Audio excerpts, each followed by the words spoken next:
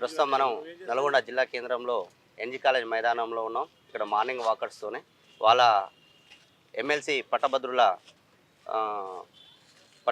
వాళ్ళ ఏ విధంగా ఎవరికి ఓటేస్తే బాగుంటుంది, వాళ్ళు ప్రజల పక్షాన నిరుద్యోగుల పక్షాన ఎవరైతే నిలబడతారనే దాని మీద మనం ఈరోజు పట్టభద్రులతోనే మనం వాళ్ళ మాటలు తెలుసుకోవడానికి వచ్చాము. నమస్తే సార్, మీ పేరు సార్? నా పేరు Shauraiah, XZP co-option member. Okay sir. Nalgonda. మీరు ఎమ్మెల్సీగా ఎవరుంటే బాగుంటుంది అనుకుంటున్నారు? తీర్మానం వలన ఉంటే ఎంతో అంతో ఆయనకి వాక్చిత్రం ఉంది, మాట్లాడే శక్తి ఉంది. తన వెనక ఎవరైతే తనని గెలిపిస్తున్నారో వాళ్ళ కోసం ఆయన శ్రమించే శక్తి బలం ఆయనకు ఉంది. కాబట్టి అటువంటి ఉన్నట్టుంటే రేపు అక్కడ ఎమ్మెల్సీలో ఏ సమస్యలు ఉన్నా కూడా మాట్లాడటానికి అవకాశం ఉంటుంది. కాబట్టి మాట్లాడే శక్తి, ధైర్యం, దమ్మున్న వాళ్ళే కావాలి. ఈ రోజుల్లో కావాల్సింది వాళ్ళు కావాలి. అదేవిధంగా అతనికి ఉన్న యావదాసి గవర్నమెంట్కి బాండ్ రూపంలో రాసిచ్చారు, జీరో పాలిటిక్స్లోకి వస్తున్నారు. దీన్ని ఏ విధంగా మీరు స్వాగతిస్తూ ఉన్నారు? స్వాగతిస్తాం. ఈరోజు రాజకీయంలో ప్రతి ఒక్కరు కూడా వేలాది కోట్లతోటి ఉన్నారు. ఈనాడు తిరుమల మల్లన్న గారు తనకున్న యాదాస్తిని మొత్తం ఇస్తూ మళ్ళీ నిస్వార్థంగా సేవ చేయాలనే దృక్పథంతో వస్తుండు. కాబట్టి ఆయన స్వాగతించాల్సిన ఎట్లయినా ఎంతైనా ఉంది. ఆయన అప్పటి పాలకపక్ష అవినీతి ప్రభుత్వానికి వ్యతిరేకంగా ప్రధాన ప్రతిపక్ష పాత్ర పోషించినాడు. ఏడున్నరా మీరంతా ఆడోడు ఈడోడు మోపై నారా అని చెప్పి అప్పట్లో కేసీఆర్ అన్నట్టు ఆయన పైన అది ఇది అని వ్యతిరేకంగా మాట్లాడేవారు. రాజకీయ నేతల అధికార యంత్రాంగం వేధింపులు, దౌర్జన్యాలకు అనేక విషయాలపై ప్రజల పక్షాన నిలబడ్డ నిఖార్సైన నాయకుడు తీన్మార్ మల్లన్న. గత ప్రజా వ్యతిరేక విధానాలకు ఎప్పటికప్పుడు క్యూన్యూస్ ఛానల్ ద్వారా ప్రజా కంటక, ప్రజా రంజక సమాచారాన్ని నిరంతరం అందిస్తూ ప్రజల గొంతుకగా, తెలంగాణ రాష్ట్రానికే ప్రశ్నించే గొంతుకగా పేరొందిన తీన్మార్ మల్లన్నను ఎమ్మెల్సీగా గెలిపించాలని ఈ నల్లగొండ, వరంగల్, ఖమ్మం ప్రజలను నేను వినయపూర్వకంగా విజ్ఞప్తి చేస్తున్నాను. మల్లన్న గెలవాలి. మల్లన్న గెలిస్తేనే ప్రజాస్వామ్యం బట్టగట్టినట్టుంటుంది. నల్గొండ జిల్లా కేంద్రంలో తులసి హాస్పిటల్ డాక్టర్ సంతోష్ రెడ్డి గారితో ఉన్నాము. ఎమ్మెల్సీ గార్డెడ్ ఎలక్షన్ తన మాటల్లో విన్నాం. నమస్తే సార్. నమస్తే అండి. సార్, ఎమ్మెల్సీ గార్డెడ్ ఎలక్షన్ నడుస్తూ ఉంది. అవును. ఎమ్మెల్సీగా 52 మంది ఇక్కడ పోటీ చేస్తూ ఉన్నారు. ప్రధానంగా కాంగ్రెస్ పార్టీ నుండి తీన్మార్ మల్లన్న గారు, అదేవిధంగా టీఆర్ఎస్ నుండి రాకేష్ రెడ్డి, బీజేపీ నుండి ప్రేమేందర్ రెడ్డి గారు పోటీ చేస్తూ ఉన్నారు. మీరు ఎవరికి ఓటేద్దాం? మెయిన్గా ప్రేక్షకులందరికీ నమస్తే అండి. పట్టభద్రుల ఎలక్షన్స్ అన్నది అంతా గ్రాడ్యుయేట్ ఎలక్షన్స్. ఇవి ఎడ్యుకేటెడ్ పీపుల్ అందరూ వచ్చి ఖచ్చితంగా 27వ తారీఖు వచ్చి మీ అమూల్యమైన ఓటు వేసుకోవాలి. ఒకటి. ఇంకోటి ఏంటంటే, ఇప్పుడు మనకి పట్టభద్ర ఎలక్షన్స్ ఎందుకు వస్తున్నాయంటే బికాజ్ ఆఫ్ రిజైన్ చేసిండు కాబట్టి వస్తున్నాయి. సో అది గవర్నమెంట్ వాళ్ళ స్వార్థం కోసం వాళ్ళు రిజైన్ చేసుకున్నారు. అతను ఎమ్మెల్యేగా పోటీ చేద్దామని రిజైన్ చేసుకున్నాడు, కానీ అది కరెక్ట్ పద్ధతి కాదు. సో ఇప్పుడు తీన్మార్ మల్లన్న గారికి నా సపోర్ట్ 100% ఉంటుంది. ఎందుకు ఉంటుంది అంటే, అతను ఒక అంటే దీంట్లో స్ట్రగుల్ చేసినాడు, తెలంగాణ మూమెంట్లో ఉన్నాడు, ఒక మీడియా ఉంది, మీడియాతో చాలా ఇన్ఫ్లుయెన్స్ చేస్తున్నాడు చాలామందిని. సో తన సపోర్ట్ తనకైతే నా 100% సపోర్ట్ ఉంది. దాంతోపాటుగా తనకున్న ఆస్తి మొత్తం గవర్నమెంట్కి రాసిచ్చి జీరో పాలిటిక్స్లోకి వచ్చారు. దీన్ని ఏ విధంగా మీరు?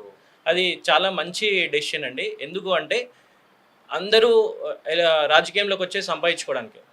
అది క్లియర్గా మనకి ఎప్పటి నుంచో చూస్తున్నాం, మనం చిన్నప్పటి నుంచి చూస్తూనే ఉన్నాం. ఎందుకు వస్తున్నారు?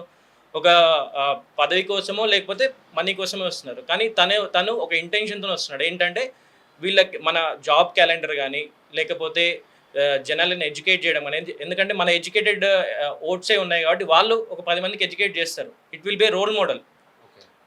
సో మల్లన్న గారికి అది ఒక మంచి ఆలోచన వచ్చింది. అది 100% నేను అప్రిషియేట్ చేస్తాను.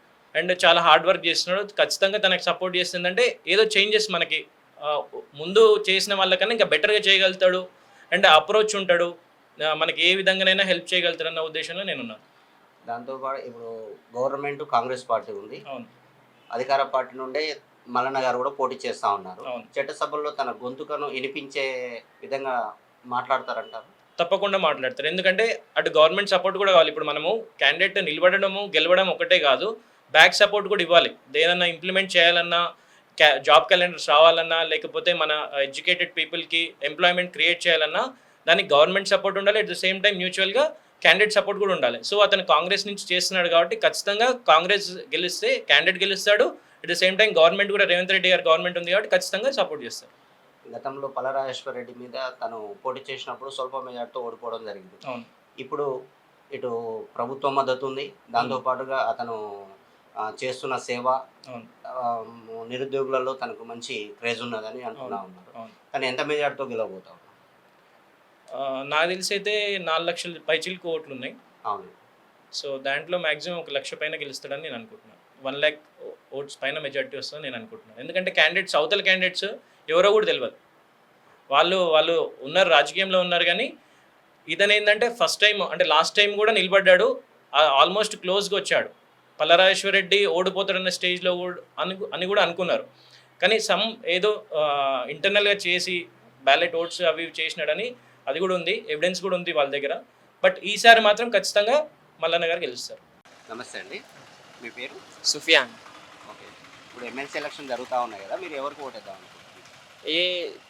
ఇప్పుడు ఈ ఎమ్మెల్సీ ఎలక్షన్స్లో 52 మెంబర్స్ కాంటెస్ట్ చేస్తుర్రు.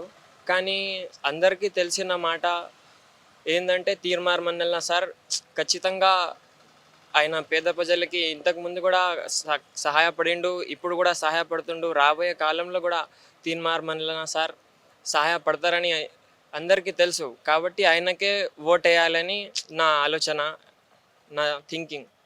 తనకే ఎందుకు వేయాలనుకుంటున్నారు? ఎందుకంటే ఆయన ఒక చాలా పీస్ఫుల్ అండ్ చాలా డైనమిక్ లీడర్. ఇప్పుడు క్యూ న్యూస్ ద్వారా ఎంతో పేద ప్రజలకి సహాయపడిర్రు. వాళ్ళకి ఎవరెవరు కొంతమంది కమ్యూనల్ చేయడానికి ప్రయత్నించారు, కానీ తీర్మాన్ మల్లన్న సార్ వాళ్ళ దగ్గర వెళ్ళి వాళ్ళని ఆపదలో ఆదుకున్నారు న్యూస్ ద్వారా. అందుకని ఆయనకు చాలా మన నల్గొండ, వరంగల్, ఖమ్మం ఇది కాక మొత్తం ఆల్ ఓవర్ తెలంగాణలో చాలా మంది యూత్ ఇష్టపడతారు. ఎందుకంటే ఆయన ఎక్కువ స్టడీ కోసం, ఇంకా పేద ప్రజల కోసం, ఇంకా సత్యం కోసం పోరాడతాడు. ఇది కాక ఇప్పుడు తమ మొత్తం ఆస్తులను మన తెలంగాణ గవర్నమెంట్కి ఇవ్వడం, ఈ తెలంగాణ పేద ప్రజల కోసం ఇవ్వడం, ఇది ఒక చాలా పెద్ద గొప్ప పని. ఇట్లాంటి పర్సనాలిటీస్ తెలంగాణలో చాలా తక్కువ ఉన్నాయి. ఒకవేళ చూస్తే రాజశేఖర్ రెడ్డి గారి ఒక థింకింగ్ మ్యాచ్ అవుతుంది ఈయనకి ఆయనకి. చాలా పీస్ఫుల్ లీడర్ అని అందుకని ఇష్టపడుతున్నాం.